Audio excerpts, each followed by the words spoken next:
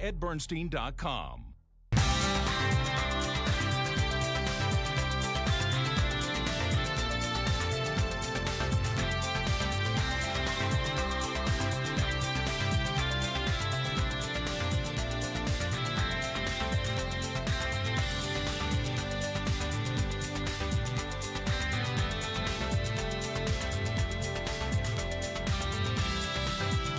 The Ed Bernstein Show. Here's Ed. Well, sexy is the highlight of today's show. Entertainment and sex. First, I'm going to be talking to Jennifer Romas from SEXXY, and my surprise sexy guest, he doesn't know it yet, Jimmy Mulidore, who famous not vocalist, but he plays all kinds of instruments that are jazzy, clarinet, flute, saxophone. You play them all, right? He plays them all. But Is he going to play for us today? No, but he's had some incredible experiences that he's going to talk about. Okay. We'll be right back with him. Old school Vegas. Right, but you're gonna tee it up for him, Jennifer. With a We're going to warm it up. A little bit of sexy. What is sexy? What is sexy? Wow. Well, first of all, it is a show. Yeah. We've been running here in Las Vegas for 6 years. 7-time award-winning show. But deeper than that, SEXXY is a brand. It's about women empowerment. It's about being passionate in what you do at any age. Being sexy means something different to each and every single person, whether you are 20 years old, 40 years old, 60, or 80. And that's basically what the brand is. And how many years have you been working in the production of these adult shows? Well, we're gonna date me here with my age, but no. I'm going to a point here. Okay. I've been in Vegas since 1997 performing, okay. And ironically, after I was injured, this whole create your own burlesque show thing kind of came about. So within the adult entertainment industry, yeah. I'm just being the content 25 of the years show. Or so?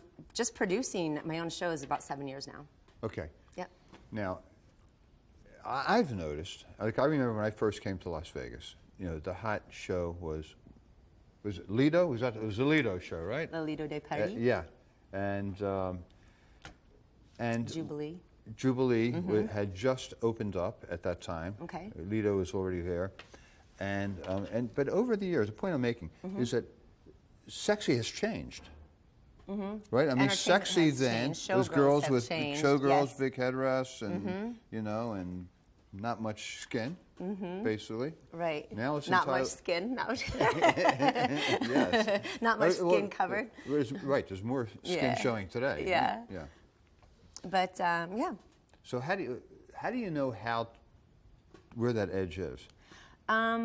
Again, we tease and push the limits of everything, but the show is made up of an international cast of incredibly talented, beautiful women who come from ballet companies, jazz companies, ballroom companies, and have been training their entire lives.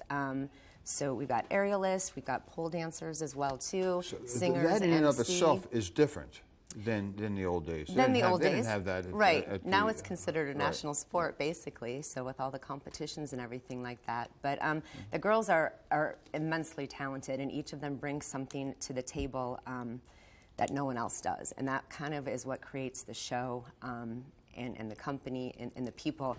And they exude out to the audience all of these incredible experiences, and that's what brings the audience into them. So I try to create... audience participate willingly or unwillingly, right? No, but my goal, too, is always to remain classy and push the limits, but I take great pride in my work and my choreography and things like that, to bring something to the table that, men and women enjoy across the board. Look, these are, as you indicated, they're all very classical dancers, well-trained, but you mentioned the word, tease. And as you said the word, I realized that's the difference. There's a tease going on now that didn't occur 30, 40 years ago in these shows, right? Right. Well, burlesque has been around for years, though. The old traditional burlesque performers and things like that have been around for years. And I think just through the years, like everything else, things have transitioned and transformed differently to kind of be where we are today with everything. Right. But also the way you go about teasing is different. I mean, what was acceptable as a tease in the old days in burlesque is a little bit different than an aerialist. Of course. Correct? Of course. Yeah. So it's an exciting show, people. You need to get out and see the Sexxy show because the dancing is phenomenal. Yep. The athletic skill. It's very empowering. Is terrific. Yep. And as you said, the girls are quite beautiful. So I understand. Okay, you got a lot of other things going on. We got a lot of things going on. Always got a lot of things going on. We got a bottle of vodka here. We do. Sexxy Vodka. We do. Right? And you have a store, an online store. I do have an online store that sells sexy things. Yes. Things that tease. And kind of mainstream. We're kind of mainstream on my Sexxy store, to be honest with you. compared to what's out there. Yeah. And sexy drinks. We do. Actually, I'm super excited about this. These are just on sale now. It's Sexxy Vodka. Again, owning the trademark in the brand. I was able to do this, and the vodka is amazing. And it was distilled in New Orleans, so made in the USA here. Right. So it has a party atmosphere to it already. Yeah, right? It's great. So I'm very, very proud of this. Yeah, there's a little backline story of kind of what we just talked about what sexy means to me, about being confident and passionate and empowering. And so that is the backstory on the bottle, and there's the vodka. And the website, Sexxy Store. SexxyStore.com. Yep. Double X? Double X. Sexxy Double X. Sexxy Double X. Now, you also mentioned to me that you may be trying out the Miss America pageant? Yes, I was actually asked to enter the program, so I'm going to. Oh, wow.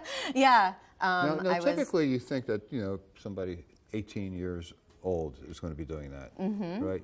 Yeah, so this is, they have the preliminaries here in Las Vegas, and they have opened it up to, for quite a few years now, they've been running the Ms., Mrs. in America. Okay. I'm obviously following, not obviously, I guess, but I'm falling into the category of unmarried, and you can be any age. It's kind of how they've changed the requirements. So I thought it'd be something, again, transitioning from on stage to more things behind the stage. Right. I thought it'd be something great to do, and it's another way to give back to our community, and yeah. And you do a lot. You take your Sexxy show. You're very active in the Make-A-Wish and Opportunity Village and a lot of things around town, and you're also now doing some consulting for nightclubs around the country. I mean, you're a busy, a busy woman. But I want to ask you about the dancing part, because that's really what you're doing. And with all these beautiful women and all these beautiful sets and athletic ability, but you must get injured. I'm watching the Golden Knights. Everybody. Every night somebody's getting injured. Right? Yeah. What happens in your world when somebody's injured? Well, I was injured for quite a few years, so it takes a toll, I think, differently on performers who use their bodies to create and to work.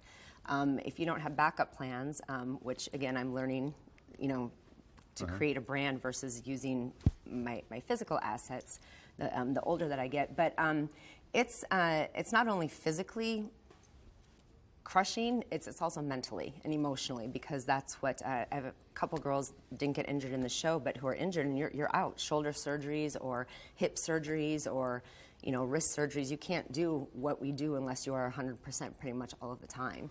Right. So there's a lot involved in that in terms of healing. Again, financially, it kind of hits you in all different directions when you're injured in our line of work. And also, the best way to avoid it is by training. Training. You send your girls for classes and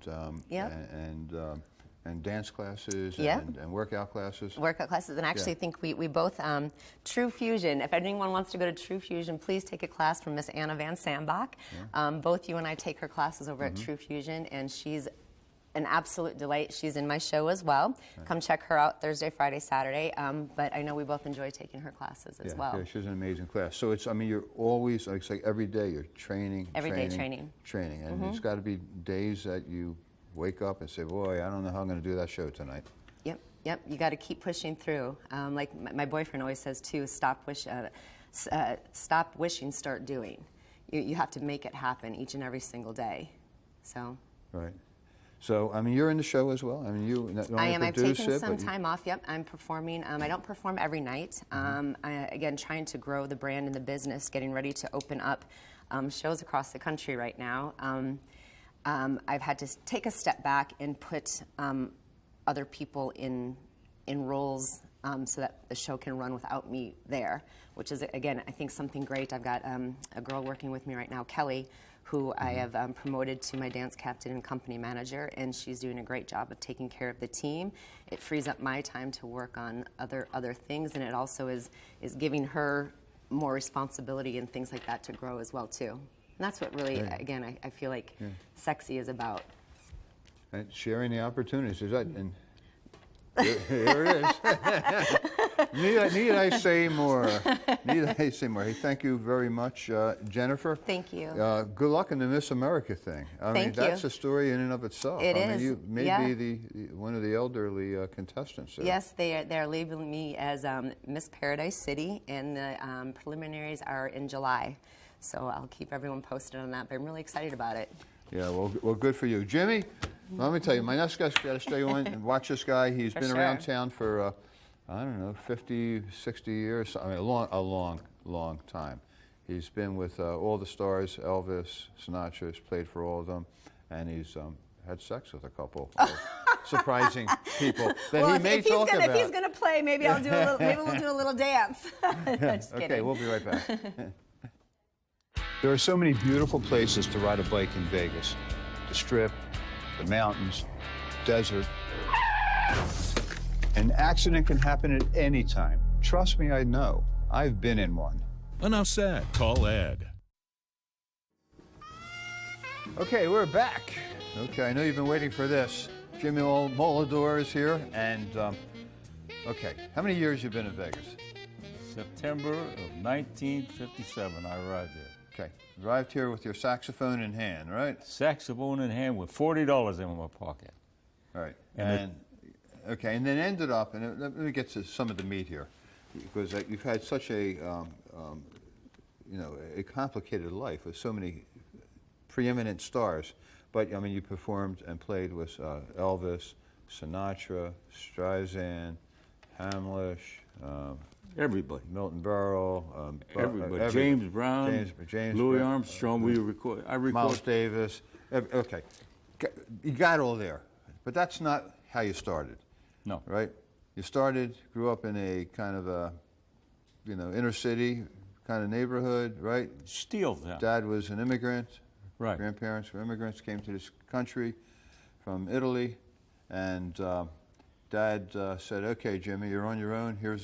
I got 300 and some bucks. I'm going to buy you $348. I'm going to buy you an instrument. I'm going to pay for it over the next 6 months. You go out 6 years. 6 years. Oh, you go out and earn yourself a living. Well, you better, or you'll break your arms. There was no fooling around with my dad. He was a tough guy, and he said, "If I ever see you walk into the steel mill down there, I'll break your arms." Right. He didn't want you to have the kind of life that he had. He wanted you to do something different. And little did he know that years later you would be, having a relationship with Anne Margaret, for instance. Oh God! Oh, so we let the cat out of the bag on this one, right? Oh my God, Anne Margaret, amongst others. Jeez. Right. You directed. You're a musical director for Anne Margaret for some period of time. Yeah, for the Hilton, Las Vegas Hilton, along with Joe Gershio. Right. And God, a conductor for everybody there. And Nancy Sinatra brought in Sugar Ray Robinson, of all people. And I got friendly with Sugar Ray. But in going into the lounge, I controlled all of the music that went all over the hotel. We went in there, we had Jesus Christ Superstar, Frankie Lane, Peggy Lee. And of course, when I went into the lounge, there was a guitar player. And I walked into the lounge, and God knows I looked over, and there's Rocky Marciano. Wow. What are you doing here? He said, I'm managing this guitar player. I said, oh, God. And I got, In those days, everybody, look, it was you had to come visit Vegas, and if you were anybody important in those days, and they were coming into your home, basically, and you had access to all of them. Now, I must say, because this is not the first time that you've been on my television show, right? We went into our archives and found this little clip with you and Gianni Russo. So you're going to sing one of the songs for us today? Yes, please. You and Jimmy, right? Jimmy. Yeah, Jimmy Mulidore will be playing flute. He's my musical conductor and arranger. We've had a great time so far touring the world and having fun. And it's one of my favorite songs. Great. When I was 17. Please. Right back.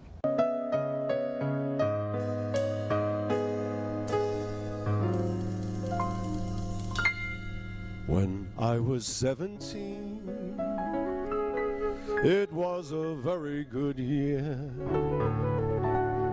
It was a very good year for small town girls and soft summer nights. We'd hide from the light on the village green when I was 17. Well, you and I have certainly gotten older. That's what I can tell from that video. But Yeah, absolutely. And of course, Gianni was at one time was on Sonny on The Godfather. Right. Right. What instruments do you play? Yeah, I play all of the saxophone, alto, tenor, and baritone. Clarinet major at Ohio State University. Soloist with the Ohio State Symphony. And then I took up oboe and English horn because I knew Barbra Streisand was coming into the Hilton. Took me a couple of years to master that. And then I was playing bassoon early in my life. And clarinet, flute became one of my major instruments. So I play all of the woodwind instruments, which is kind of rare. Nobody does that. Probably in the world, nobody does it. Play all of them, and well. You can't just play them. You have to play them well. And, there's a picture of me at the El Rancho. Look at that. Are you still playing? You still play? Yeah, I play every day. You perform in town at all? I play a lot in Tijuana. I have a home in Rosarito Beach, Mexico. Right. And I'm a big star in Tijuana.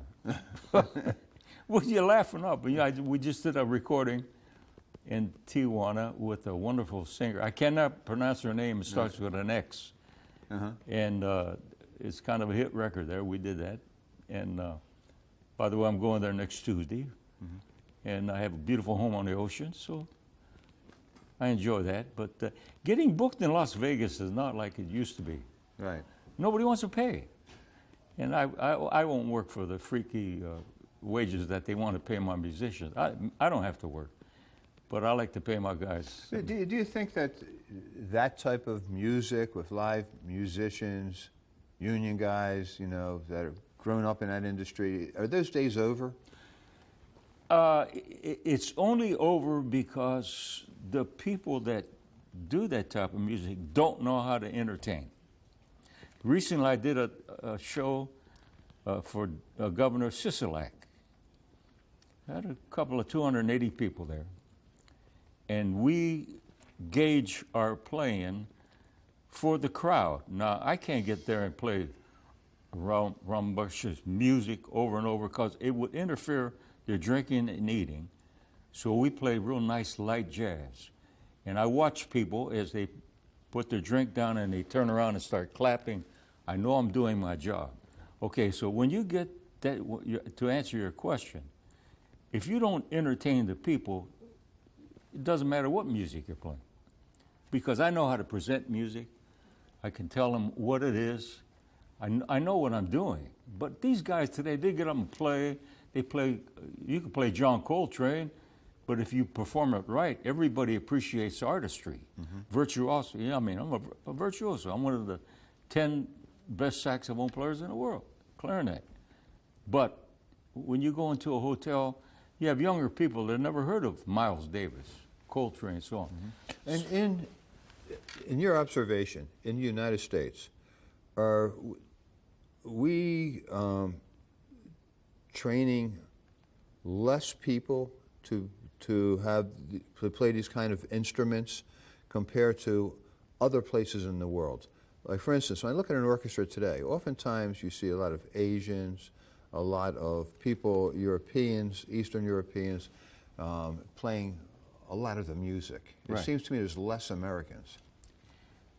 More so because cultural-wise, Europe is still into culture. Now, if you take the big music schools, Juilliard School of Music, Manhattan School of Music, Berkeley School of Music, they're really teaching great music there. But when they come out, they don't teach them how to entertain. You can sit there and learn piano and play all of these harmonic devices, what to play.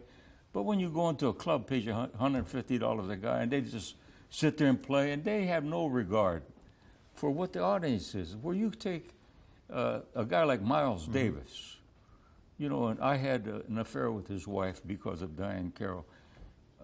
But Miles was very smart. You quickly went over that statement. Okay, but Miles was very... That was we'll because I was at the Sands, and Diane Carroll was a different. We never had anything to do. But we lived up apartment above Miles Davis, and Miles was a mean, nasty guy to his women. And so Frances was his wife, Frances Davis, and she came up to Diane's apartment one night, bleeding because Miles did his thing. Anyway, she came into town, and we went over to the West Side and had a great time. You know, by the way, I should mention it's all here in this book. So all these love adventures of Jimmy Mulidore is here in Vegas Player, Celebrities, Drugs, Mafia, the Jazz Swinger. Jazz Swinger. Okay. Sorry to interrupt, but I had to do the commercial.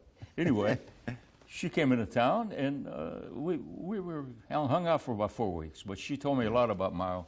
But the beautiful thing about Miles is he graduated from the year. He went from bebop with John Coltrane to Cannonball Adderley, and he graduated to watching Prince, and he dressed immaculately. He dressed different with costumes, so he became a star. But guys today don't know how to do this. Right. And now, how about learning an instrument today? You know, because today, you know, if you want to learn piano, or if you want to learn saxophone, there's an application on your phone, right? And you can put, you know, if you're playing piano, you can put your phone up on the whatever that thing is called on the top of the piano. Ain't gonna happen. And no, not gonna happen. It looks so easy. No, it's not gonna happen. No. No. First of all, my knuckles are still sore. I studied at the age of 8. I started out with a saxophone, beautiful gold saxophone. Brought it into my Italian teacher from Rome, Italy, Albert Calderone, and he said, "Put that saxophone away." I said, "Why?" He said, "You got to play clarinet first." So I said, "Why? I don't want to play clarinet." He said, "Well, you are going to." Anyway, long story short, my knuckles are still sore. Whenever I'd hit a bad note, he hit me with a. Okay. So you can't learn from a phone. You can't. It's just no. You got to put the time in. Hours and hours. And right, and I mean, I was doing 6, 7, 8 hours a day, and I'd come in for my lesson. If it wasn't right, look out. No, there's no nonsense. But do you reach a point, you know, kind of like runners will talk about a running high, you know, where you're just running and you're just not even thinking about it anymore. Do you reach a point in playing an instrument where something similar to that happens to you? You do, but there's a word called maintenance. I do it today. And you take a guy like Doc Severinsen. He's 93 years old. He still practices 4 or 5 hours a day. Why? Because if he doesn't practice every day, he knows it. If he misses a day or two, the public will know it. So when you reach that, to answer your question, you reach that, but there's maintenance. You don't just get there. It never stops. You got to keep working on it. Inside the book, I mean, look, you're very honest about a lot of things. The whole book's honest. You know, in one word, give me some. I'm going to ask you, mention some names. You give me a one-word answer. You think describes that person. Frank Sinatra. I hated him. Okay, you're going to have to come back and talk about that one. Okay, Miles Davis. I never met Miles, but I knew his wife. But I only saw Miles one time in Junior's Bar and Grill. Miles was not a nice person. And Margaret. Sweet, lovely lady, innocent, European bred. Can't say enough nice things about her. Barbra Streisand. Wonderful. Got to be real good friends of hers. She was the only woman that Sheriff Ralph Lamb allowed to smoke a pot on stage. But Barbara was a beautiful person, and her manager, Marty Ehrlichman, was a dear friend of mine. Milton Berle. Milton was like a little kid. He embarrassed me at the El Rancho. You showed that one picture. He forced the band to laugh at every one of his jokes at the El Rancho. And if you didn't laugh, he'd come up and embarrass you, make you stand up and play. Roger Smith. Roger Smith, well, he was gay. Okay. Thank you, Linda Thompson's boyfriend. Whether you like it or not. Anne Margaret said all he was to her was a meal ticket. Very macho, good-looking guy. Hated my guts because I was with Anne Margaret. Well, who did I miss? I'm sorry? Who did I miss? Well, you missed, let's see, Tony Bennett. Okay, Tony Bennett. Tony Bennett were distant cousins, Dia Benedetto. My grandmother's name was Dia Benedetto. Tony was always high on coke. I went up to Elvis's suite when he was there a couple times, and he says, "How do you stay so skinny and your hair looking like it does?" 15 seconds left. Oh, yeah. Anyway, I stand on my head, and he stood on his head, and his rug came off. So that you should have captured on video. Jimmy Mulidore. Where can you get this book? At JimmyMulidore.com. JimmyMulidore.com. There's some incredible things in here. I'm telling you, this is a must-tell book. And this man has the guts to talk about it. Can I say how old you are? Go ahead. Yeah. You tell him. How old are you? I'll be 85 in August. 85, and still looking good. You got a lot of hair, man. Well, you know, genes, like you told me at Larry Lewin's party, you must have good genes. You got good genes. See you all next week.